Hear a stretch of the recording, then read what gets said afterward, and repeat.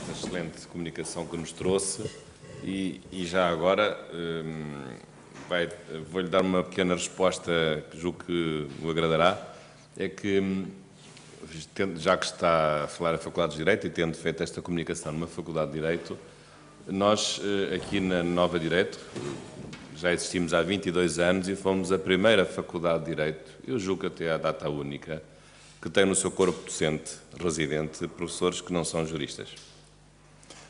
Pelo menos dois. Um que tem a licenciatura em Antropologia e outro que tem a licenciatura em História. Mas são professores de Direito. Doutoraram-se. Um deles doutorou-se em Direito, ou agregaram-se em Direito e são professores de Direito. Claro, nas disciplinas de Direito, que são disciplinas afins, a História do Direito, Sociologia do Direito, Antropologia Jurídica, enfim, outras áreas conexas, Ciência Política, Relações Internacionais, mas, portanto, não conheço nenhuma outra Faculdade de Direito do país, posso estar enganado ou desatualizado, que tenha no seu corpo docente professores da Faculdade de Direito que não tenham uma base de formação jurídica. Portanto, quem sabe um dia o senhor engenheiro ainda vai passar por aqui numa qualidade de professor desta faculdade. Bom, mas temos agora um tempo aqui de debate e portanto, a palavra agora é dos colegas que estão na assistência. Há aqui várias questões que foram colocadas, aliás, todas elas muito. Não vou fazer aqui um resumo das diversas comunicações, também não há muito tempo e julgo que não se justifica, mas gostaríamos era de saber da parte dos colegas que estão no auditório o que é que perguntas, dúvidas, comentários, observações, e realmente foram 3 comunicações muito interessantes, diferentes, mas que trouxeram aqui novas perspectivas, quer em relação, por um lado, à legislação portuguesa e europeia muito intensa que se vai fazendo na matéria do compliance, quer depois a ligação específica do compliance com as questões ambientais. Ainda por cima ficou esta tristeza desta tragédia em Belo Horizonte, ou julgo que, não, Brumadinho, mas bem, eu conheço bem Belo Horizonte porque Belo Horizonte é a cidade brasileira que eu mais vezes visitei. Eu já perdi a conta, talvez 40 ou 50. Mas é em Minas Gerais, é isso que interessa. Bom, mais questões que queiram colocar? Eu julgo que não temos microfone, não é? Não temos, mas peço para assim. Sim. O vosso nome?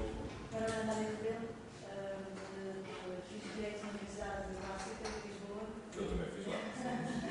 Eu também estava na Departamento Católica e tinha uma questão aqui para a professora Grace Garbacho, que eu acho que qualquer um dos presentes poderia responder, que tem a ver com um dos elementos base para a empresa no que diz respeito à gestão de compliance, no que diz respeito ao envolvimento da administração. Como é que na prática conseguimos fazer, porque efetivamente na prática é difícil chegar às comissões executivas, aos órgãos de administração, porque tipicamente são sempre pessoas muito mais ocupadas com, enfim, escrever uma coisa, e como o compliance acaba por ser um pouco teórico, não é? Parte do compliance nomeadamente da prevenção, da formação, como é que nós conseguimos o envolvimento da administração de medidas é que vocês sugerem de implementação? Acho que pode ir a responder.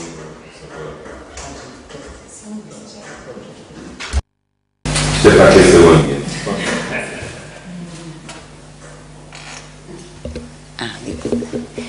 Bom, no caso, o envolvimento da administração, ele não é nem que eles têm que ser envolvidos, ele é a parte principal, ele é o fomentador. Não adianta eu ter a Odebrecht, vocês viram, né, nos últimos anos, todos os processos que a gente teve de corrupção envolvendo a Odebrecht. Vou tratar a Odebrecht de um modo particular, porque eu já estive na Odebrecht, empresas que fazem parte do grupo da Odebrecht, para um programa de capacitação. E a empresa tinha toda a estrutura de compliance extremamente desenvolvida e bem implementada no seu corpo de gestão do início ao fim da empresa. E isso não impediu que a alta direção fizesse o que fez do ponto de vista de lavagem de dinheiro e corrupção e tudo mais dos últimos casos do Brasil. Então, você me fala, como é que a gente envolve a administração? A gente não envolve, ela tem que estar. Ela é o ponto principal se ela não estiver, nada do que foi implementado, e tão bem implementado, serviu de nada, porque eles criaram um grupo da alta direção da Odebrecht e que fizeram o que fizeram do ponto de vista de subornos e tudo mais, sem efetivamente envolver os demais membros das demais estruturas, que estavam muito bem efetivado do ponto de vista de monitoramentos, controles, treinamento, capacitação, comunicação interna.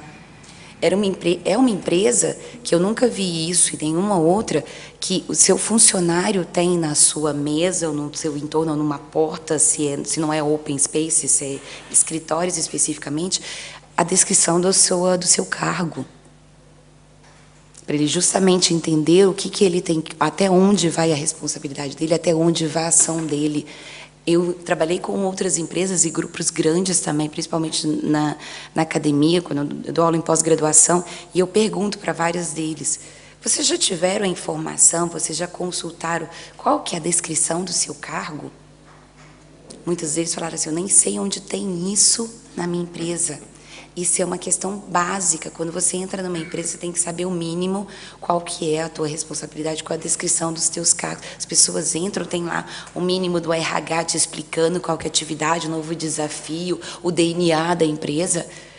É bonito falar isso, né? DNA da empresa hoje em dia, mas as pessoas não têm isso de uma forma clara, transparente. É uma questão simples e básica. Então, o envolvimento da administração, a gente pode até mudar o termo envolvimento, ele tem que ser o ator principal. Certo, como o conceito é novo, mas está na moda, foi até referido que é um conceito que agora está na moda, que muitas empresas têm implementado a criar departamentos de compliance, cuja figura de compliance officer é central, normalmente reporta diretamente ao CEO, ao CFO, enfim.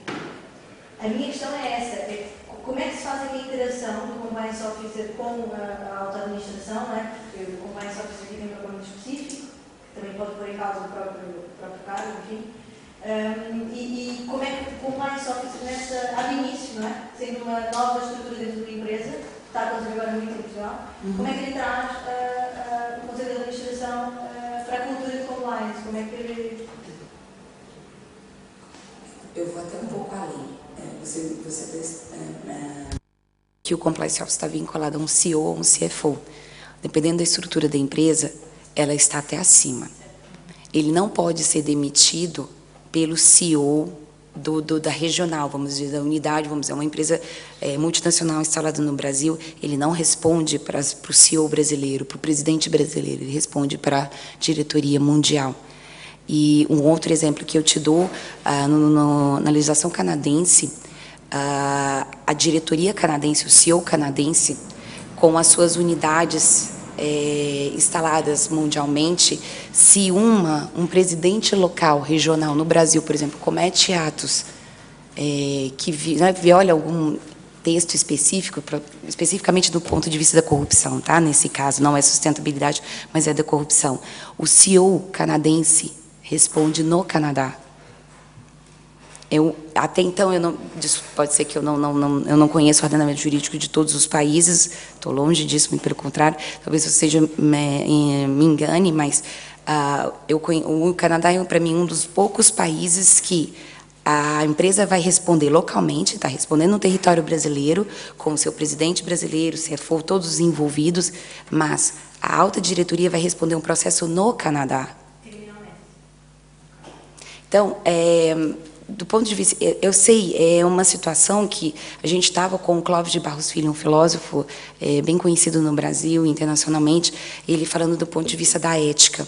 Então, a gente tem que trazer um pouco esse aspecto aqui, porque você vai me dizer, quem controla um CEO de uma empresa, se, vamos dizer, partindo de uma premissa que ela não tem um headquarter mundial, ela é o nível mais alto. Não existe. Ele ali é o nível máximo da decisão. Ele ali vai ou não implementar aquela gestão de compliance propriamente dita, ou vamos dizer, como, só para inglês ver, né? Vai ser aquela ideia de gestão para inglês ver. Aí a gente entra numa questão ética do ponto de vista daquela alta diretoria efetivamente estar engajada com essa temática. Senão não adianta. Eu não vou ter o controle. Eu vou ter um controle externo, ok? De uma prática, de uma violação que é denunciada, que é identificada, e ele vai responder. Mas, além disso, se ele é o nível mais alto, é uma questão ética de comprometimento dele com aquela política que ele vai estar implementando do top ao down. Não sei se o Dr. Júlio Alves Pinheiro quer acrescentar alguma coisa. Sim, não vou falar da minha experiência, vou falar de algumas coisas que foram aqui ditas que têm muito interesse, que é o seguinte. Bem, de facto,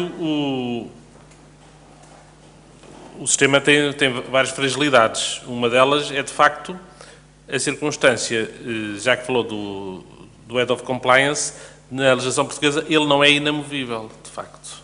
Isso é uma fragilidade. Porque ele, não sendo inamovível, isto é, sendo amovível, podia ser nomeado por mandato, 2 anos, 3 anos.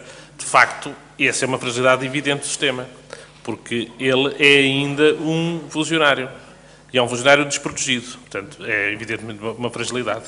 Mas, falou que no Canadá não era assim, não é? Portanto, admito que as coisas vão se aperfeiçoando. Mas essa, evidentemente, eu identificaria como uma fragilidade. Para vos dizer também que o sistema complica-se e às vezes, não sei se para melhor, se para pior. Não vos disse, mas digo agora, mais um minuto, o aviso 2/2018, já vos tinha falado do compliance, não é? Mas agora, o aviso 2/2018 do Banco de Portugal introduziu mais uma criatura, que é o responsável pelo cumprimento normativo. Artigo 7º, portanto, o tripé já é o tripé com... Passa um pezinho, passa ao quadrúpede.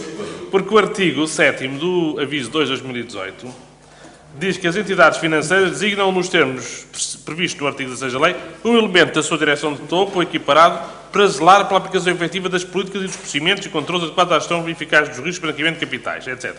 Bem, e podia ser, bem, mas isto é o compliance. Mas depois percebe-se que não, porque o número 6 do mesmo artigo 7 diz assim: para efeitos do número anterior, as entidades financeiras garantem que o responsável pelo cumprimento normativo, pois é que é o tal tema, não se encontra sujeito a potenciais conflitos, nomeadamente através da atribuição de pelos conflituantes, com a função de controle interno ou com a função de compliance. Portanto, a ideia é que é outra pessoa. Portanto, o aviso 2/2018 do Banco de Portugal, que entrou em vigor, já está em vigor e que é recentíssimo. Portanto, para vos dizer o quê? Tem menos de um ano. Para vos dizer o quê? De facto, às vezes o sistema, na sua ânsia de... Porque como isto é muito regulado, não estou a dizer que a regulação é excessiva, não estou a dizer isso. Estou a dizer que, de facto, às vezes pode haver aqui dificuldades depois de entropias, de boa harmonização disto tudo. Mas, em relação ao que disse, o objetivo da cultura de compliance é que não fique acantonado no órgão compliance a cultura de cumprimento, não é isso? Aquela ideia um bocadinho de fidelidade ao direito, quer dizer, a ideia de adequação das condutas todas segundo uma regra justa e ilícita, não é? E lícita. E, portanto, é isso que se procura. Há um órgão especialmente vocacionado até porque tem poderes. Pode mandar parar operações, não vos diz isso.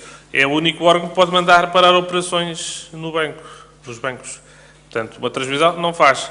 E participa, e depois há os deveres de participar à PGR, no caso português, não é? Portanto, há um conjunto de atividades que têm direta relação com esse combate. A fragilidade que eu disse, acho que é manifesta, de facto. O sistema carece de maior robustez em algumas coisas óbvias. Agora dizer aqui uns à parte, mas era bom que este poder para mandar para as operações estivesse aplicado a umas decisões tomadas por um célebre banco português há uns anos atrás, não é? Mas agora já é... Isto não pode ser aplicado retroativamente, infelizmente. Bom, mais questões que queiram colocar? Faz favor, doutora. Obrigada. Dizer o seu nome. É Rosalice Pinto, daqui da sede do Centro de Investigação, e doutor em Linguística, da área. Eu tenho uma curiosidade em relação à pergunta ao professor Ivan Rigoletto. Quando o senhor falou da questão da sustentabilidade no final, o senhor falou reduzir a pegada ambiental, né? Qual é o conceito dessa pegada ambiental, que talvez não seja consensual aqui para a comunidade lusa? Não sei se percebe o sentido dessa pegada, que lá no Brasil, para nós, é algo normal. E uma outra questão, como é que a Imeris, enquanto empresa, ela viu essa questão de Brumadinho? Qual foi o impacto nessa questão das mineradoras multinacionais que têm investimentos no Brasil, essa questão? O senhor, como é ator desse processo também, pode dizer alguma coisa tão triste, né, para todos. Deixa eu começar pela primeira questão. Eu acho que o português permite algumas coisas muito interessantes com as palavras, tá? E uma delas, a gente, pelo menos lá no Brasil, a gente usa a palavra bala para se referir a uma bala de açúcar, uma bala com 4 ou 5 gramas de açúcar e uma bala de revólver, tá?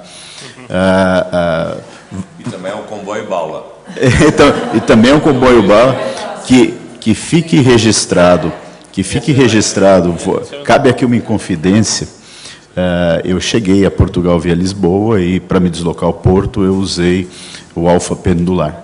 Para mim, é o trem bala. Eu tenho até uma foto que eu estou levando para o Brasil para mostrar para os meus filhos o trem atingindo 222 km por hora. Acho que no Brasil nem avião atinge essa velocidade.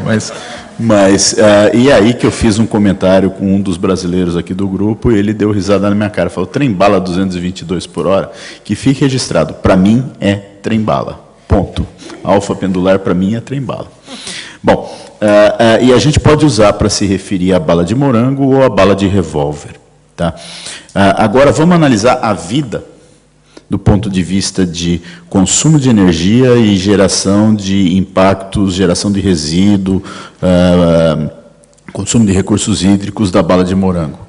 Uma bala de morango dificilmente viaja, dificilmente é exportada.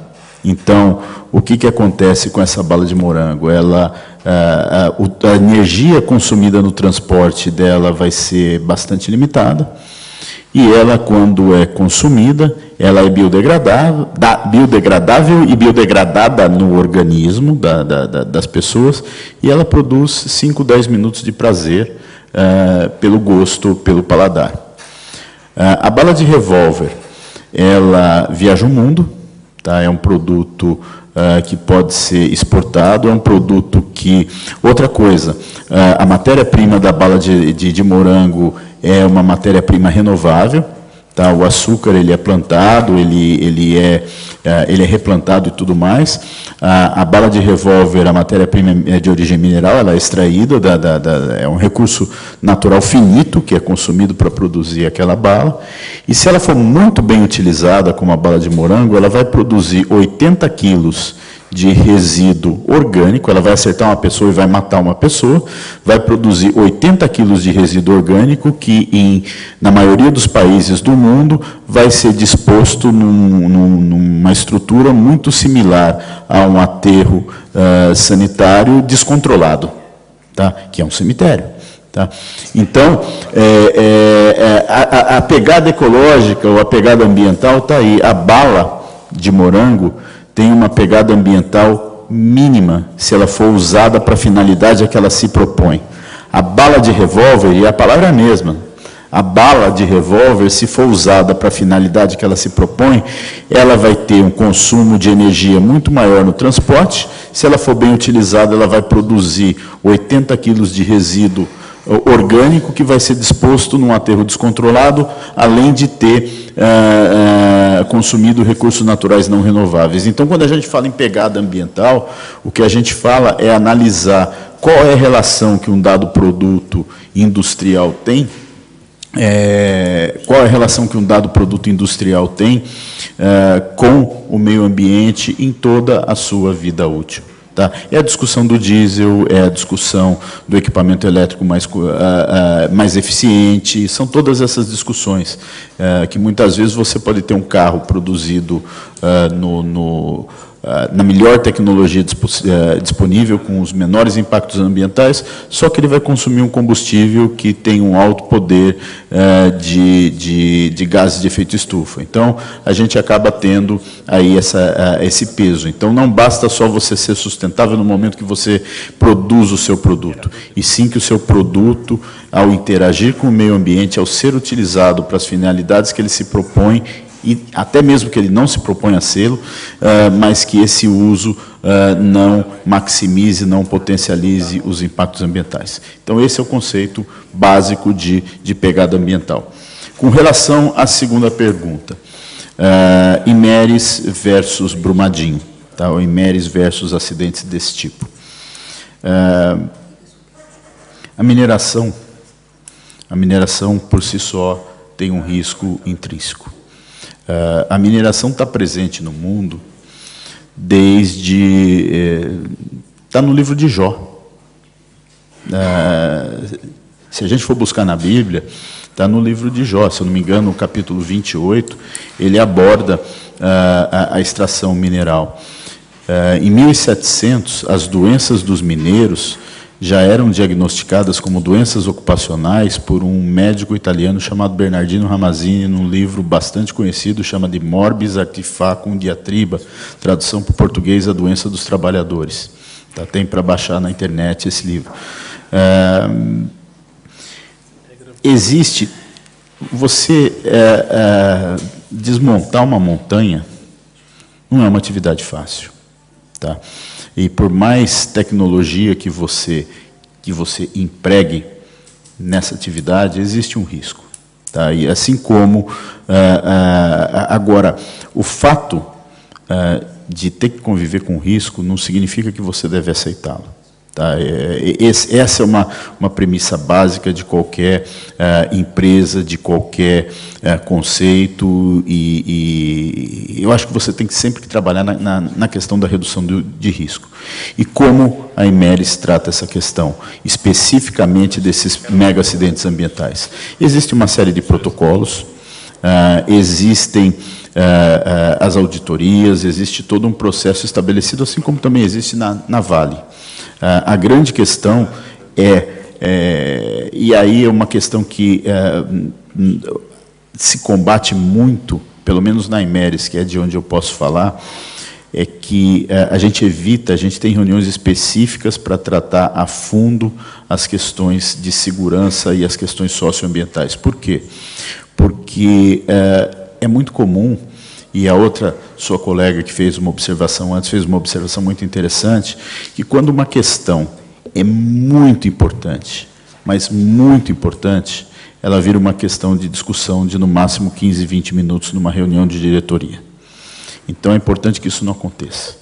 Então, dentro ou da estrutura de compliance ou de uma outra estrutura qualquer, é muito importante, isso nós fazemos na Imeris, fazemos uma vez por semana, uma reunião de pelo menos 1 hora, onde participa pelo menos um executivo do COEX, do Comitê Executivo.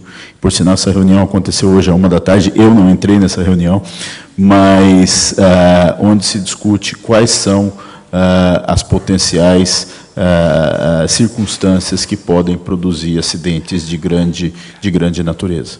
O último que eu investiguei, por exemplo, só para te dar um exemplo, numa mina no sul da França, você explode, você detona a mina para fazer a exploração e uma banana de dinamite não explodiu. Parece banal, né? Você coloca lá 100, 150 bananas de dinamite e uma não explode. Tá? Agora, o fato dela não ter explodido significa que ela pode explodir a qualquer momento, a partir do momento que ela não explodiu. E aí, ou você tem todo um cuidado para entender que isso é um problema. Isso também tem desperta um outro comentário.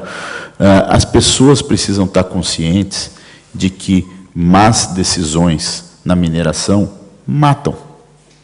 Quer essas decisões sejam na fase de projeto, quer essas decisões sejam na fase de operação, em qualquer momento, quer essas decisões sejam na fase de aprovar ou não o investimento.